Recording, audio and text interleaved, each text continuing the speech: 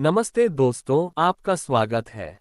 आज की बड़ी खबर है कि बीजेपी ने आगामी लोकसभा चुनाव के लिए दिल्ली की 5 सीटों पर अपने उम्मीदवारों का ऐलान कर दिया है। इस बार बीजेपी ने दिल्ली में 5 से 4 सीटों पर नए उम्मीदवारों को उतारा है, जिसमें से एक नाम है बांसुरी स्वराज का। बांसुरी स्वराज, जो पूर्व विदेश मंत्री दिवंगत सुषमा स्वराज की बेटी हैं, बीजेपी की नई दिल्ली सीट से उम्मीदवार बनी हैं। उनका जन्म दिल्ली में 1982 में हुआ था और उन्होंने यूनिवर्सिटी ऑफ वॉरक से अंग्रेजी साहित्य में बैचलर किया है। बीजेपी ने नई दिल्ली सीट पर मौजूदा सांसद और केंद्रीय राज्य मंत्री मीनाक्षी लेखी की जगह बांसुरी स्वराज को उम्मीदवार बनाया है। नई दिल्ली की सीट से बीजेपी ने जिस उम्मीदवार पर भरोसा जताया है वो और कोई नहीं, पूर्व विदेश मंत्री दिवंगत सुषमा स्वराज की बेटी है। बांसुरी स्वराज का जन्म दिल्ली में 1982 में हुआ था। उन्होंने इंग्लैंड की से अंग्रेजी साहित्य में बैचलर किया है। इसके साथ ही उन्होंने कानून की पढ़ाई की है।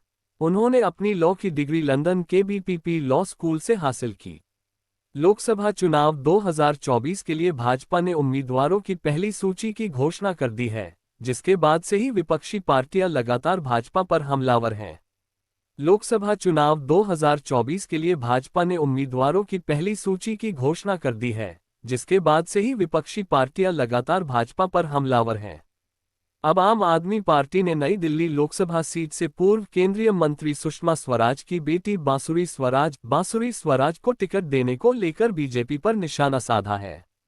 पार्टी ने बांसुरी स्वराज पर ललित मोदी का केस लड़ने को लेकर हमला बोला है। दिल्ली की शिक्षा मंत्री आतिशी ने कहा कि बांसुरी स्वराज देश के विरोधियों का बचाव करती रही हैं।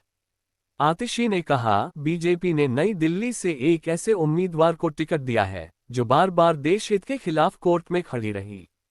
अब आम आदमी पार्टी ने नई दिल्ली लोकसभा सीट से पूर्व केंद्रीय मंत्री सुषमा स्वराज की बेटी बांसुरी स्वराज को उम्मीदवार बनाने को लेकर बीजेपी पर निशाना साधा है। इससे पहले भी बांसुरी कई बार अलग अलग कारणों की वजह से चर्चा में रह चुकी हैं। 2019 में सुषमा स्वराज के निधन के बाद बांसुरी ने ही सारे अंतिम रीति रिवाज निभाए थे, जिसके लिए उनकी बहुत तारीफ हुई थी। आइए देखते हैं क्या होता है इस मुकाबले का अंत। धन्यवाद, जुड़े रहें हमारे साथ और लेटेस्ट न्यूज़ के लिए हमारे चैनल को सब्सक्राइब करें।